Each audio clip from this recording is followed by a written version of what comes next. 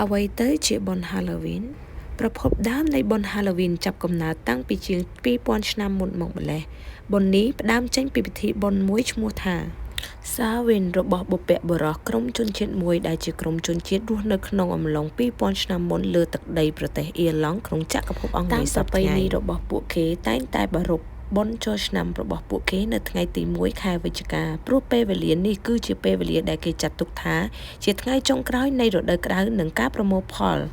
ហើយក៏ជាការចាប់ផ្ដើមរដូវរងាដ៏ត្រជាក់ដែលពោរពេញដោយភាពងងឹតពួកគេជឿថានៅយប់មុនថ្ងៃចូលឆ្នាំថ្មីគឺជាការខិតជិតចូលគ្នារវាងភពងងឹតនិងភពមនុស្សព្រំដែនដែលខណ្ឌចែករវាងពិភពព្រលឹងខ្មោចអសុរកាយនិងភពមនុស្សគឺប្រែជាស្នែងដែលអាចអនុញ្ញាតឲ្យព្រលឹងទាំងឡាយអាចចូលមកក្នុងពិភពមនុស្សបានយ៉ាងងាយស្រួលដូច្នេះហើយទើបយប់ថ្ងៃទី 31 តុលាមុនថ្ងៃចូលឆ្នាំមួយថ្ងៃពួកជនជាតិតែងតែប្រារព្ធពិធីមួយដែលពួកគេនឹងទុកអាហារនិងស្រាមួយចំនួននៅខាងមុខផ្ទះដើម្បីការពារមិនឲ្យព្រលឹងខ្មោចទាំងនោះចូលទៅរកអាហារនៅក្នុងផ្ទះពួកគេឡើយជាងនេះទៅទៀតបើសិនជាពួកគេត្រូវចេញក្រៅផ្ទះនៅថ្ងៃយប់ទី 31 តុលាពួកគេត្រូវពាក់ម៉ាស់ឬតុបតែងខ្លួនឲ្យដូចខ្មោចដើម្បីបន្លំខ្លួនជាមួយព្រលឹងខ្មោចដទៃជៀសវាងគ្រោះមហន្តរាយដល់ខ្លួនហេតុអ្វី Samhain ប្រែជាពាក្យ Halloween នៅសតវត្សទី 8 ឥទ្ធិពលនៃគ្រឹះសាសនានៃប្រទេសអង់គ្លេសនិងបណ្ដាប្រទេសអឺរ៉ុបដទៃទៀតបានរីករាលដាលចូលទៅក្នុងទឹកដីរបស់ក្រុម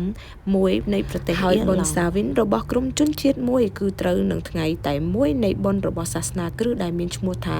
All Hallows ឬ All Hallowmas ដែលជាបុណ្យប្រារព្ធឡើងដើម្បីរំលឹកខួបនិងគោរពដល់បុព្វបុរសបរិសុទ្ធនៃគ្រឹះសាសនាព្រោះតែគ្រឹះសាសនាមានប្រជាប្រិយភាពខ្លាំងនៅទ្វីបអឺរ៉ុបបានធ្វើឲ្យមានការច្របាច់ចូលគ្នារវាងបុណ្យ Samhain និង Hallowmas